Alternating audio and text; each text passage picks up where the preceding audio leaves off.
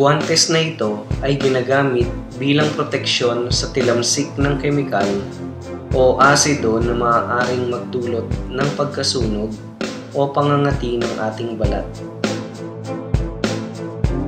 Sa pagsusuot nito, piliin ang sukat na tutugma sa ating palad. Ito ay hindi dapat maluwag at hindi rin naman masikip upang maging komportable ang paggamit nito.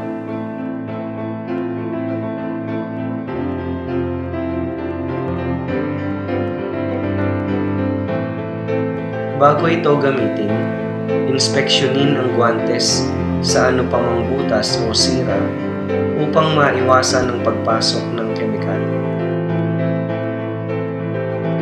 Sa pagtanggal ng guwantes, hawakan ng kabilang kamay ang dulo ng guwantes, gayon din sa kabilang guwantes.